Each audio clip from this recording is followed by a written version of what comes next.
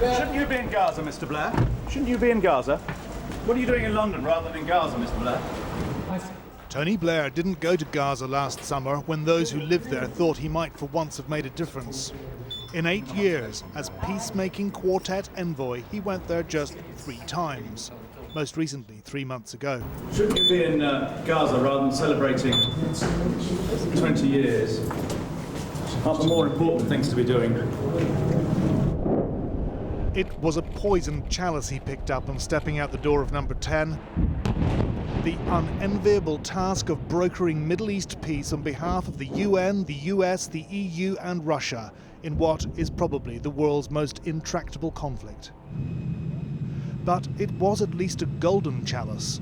Just before he stepped down as PM, he held a meeting with the Crown Prince of Abu Dhabi. The two got on so well that after Mr. Blair was appointed as unpaid Quartet envoy, he also got a job advising Abu Dhabi's sovereign wealth fund.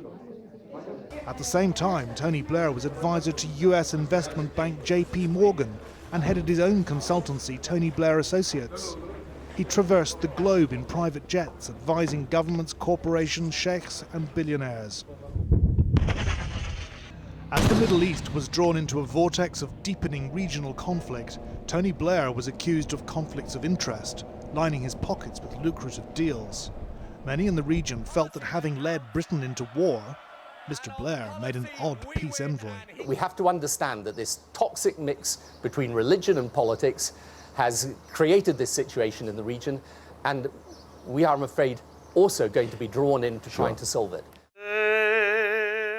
Palestinians questioned how hard he really tried to solve their conflict, though. When former Israeli Prime Minister Ariel Sharon died, Mr. Blair eulogized him as a giant of this land, without apparent regard for his credibility as peacemaker. At the end of the day, all this was buying time for allowing the Israeli government to do whatever they wanted to do. So it's Quartet, in your view, is a device to represent American and Israeli interests without appearing to do so. Yeah, in a way, that's not put very diplomatically. No, I'm not. Maybe that's the way things are. You have to be realistic and see facts on the ground. 6 years ago, Mr. Blair was heckled at a mosque in Hebron by a Palestinian man who branded him a terrorist.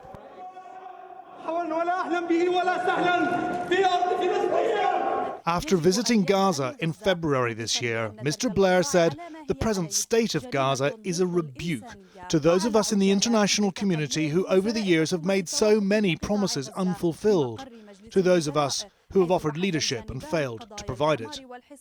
A source close to Tony Blair tonight said he would remain active on the issues in the region.